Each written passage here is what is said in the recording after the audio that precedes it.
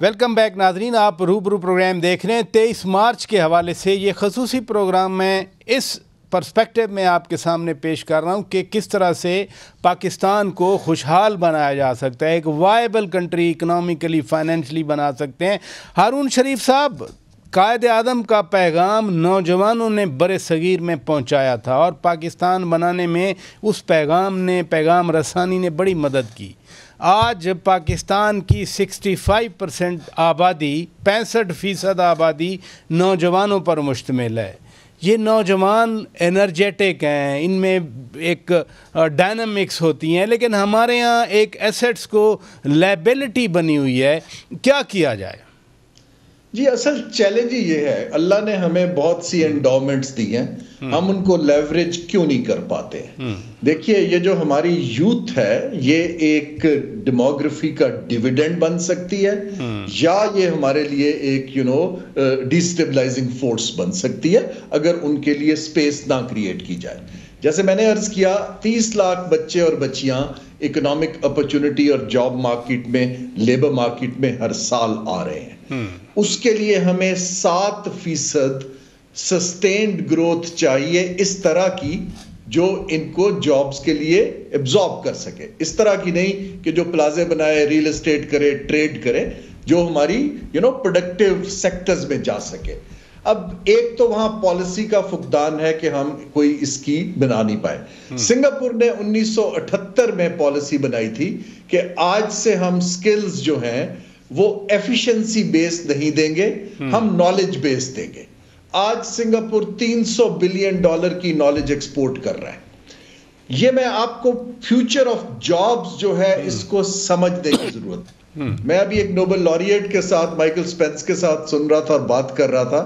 انہوں نے کہا کہ آپ کا فیوچر جو ہے وہ اے آئی یا آپ کو ڈسٹارٹ کرے گی یا آپ کو گرو کرے گی۔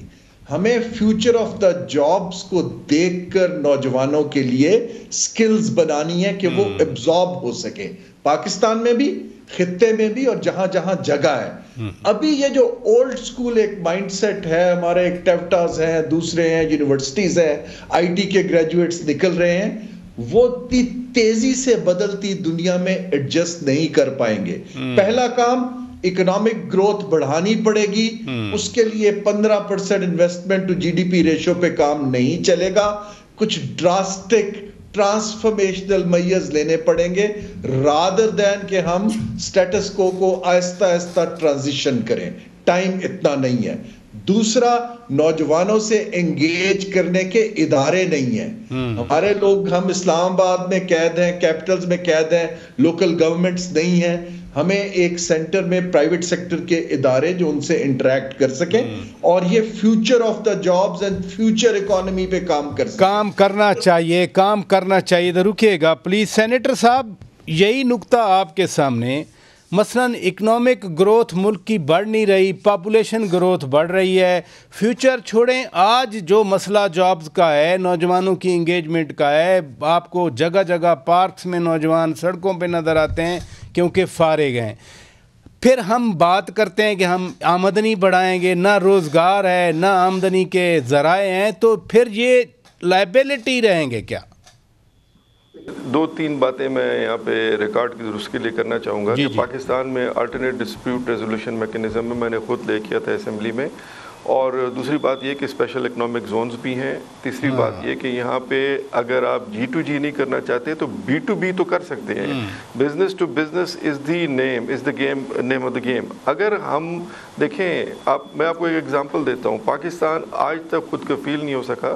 ہمارے پاس 2 بندرگاہیں ہیں، لیکن ہم آج تک خود کفیل نہیں ہو سکے، اور ہم خام تیل امپورٹ کرتے ہیں اور کروڈ لے کے آتے ہیں اور یہاں پہ پروسیس کرتے ہیں، اور باقی جو ہمارے پاس پروسیسنگ نہیں ہے، یہاں پہ ریفائنریز نہیں ہے، ان کے لیے ہم امپورٹ کرتے ہیں۔ اگر ہماری پالیسیز ٹھیک ہوتی اور اگر ہمارے یہاں پہ سینٹرلائزڈ ڈیسیژن میکنگ ہوتی تو وجہ نہیں تھی کہ ہم یہاں پہ 5 لاکھ بیرل یا 6 لاکھ بیرل کی ہم یہاں ریفائنریز لگاتے، ڈیپ کنورژن ریفائنری لگاتے، اور اس کے ساتھ پیٹرو کیمیکل کے پروجیکٹ بھی لگاتے۔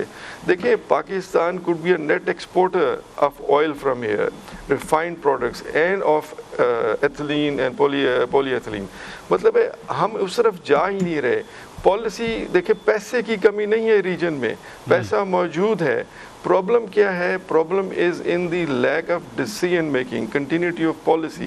جب تک ہم اپنی گورنمنٹ کی ڈیسیژن میکنگ ٹھیک نہیں کریں گے اور بیوروکریٹک جو ہمارے ساتھ جو الجھائے جاتے ہیں, جو طریقے کیے جاتے ہیں, اگر وہ ختم نہیں کریں گے تو یہ ملک ترقی نہیں کر سکتا. میں آپ کو کلاسیکل ایگزامپل دیتا ہوں.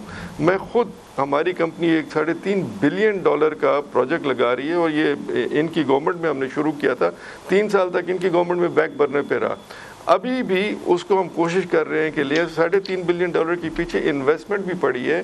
وی are trying to do it, لیکن اس کے لیے بھی ہمیں ڈیفیکلٹیز ہو رہی ہیں. اگر پرائیویٹ سیکٹر کو بھی آپ انگیج نہیں کریں گے اور ان کو جگہ نہیں دیں گے کہ انویسٹمنٹ آئے, ملک میں جاب کریشن ہو, یوتھ انگیج ہو, تو یہ تو ایک پروجیکٹ ہے. اس طرح کے کئی لوگ بیٹھے ہیں, انویسٹرز تیار بیٹھے ہیں پاکستان میں. دیکھیں پاکستان کا سافٹ امیج پورٹری کرنے کی ضرورت ہے.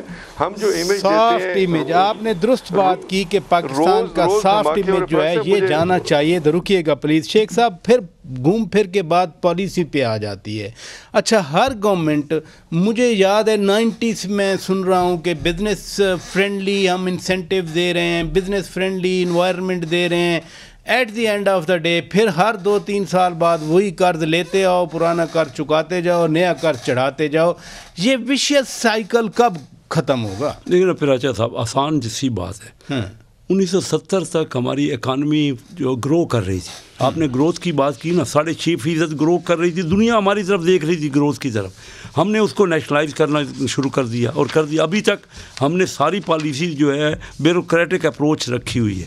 اب ہماری جو موجودہ حکومت ہے اس نے بڑی تیزی سے اس طرف کام کرنا شروع کر دیا. SIFC ایک بڑا ایسا ادارہ تھا جس ہے جو فیسیلیٹیٹ کر رہا ہے. بات یہ ہے کہ ہم نے گروتھ کرنی ہے اور اس کے لیے سیونگز چاہیے.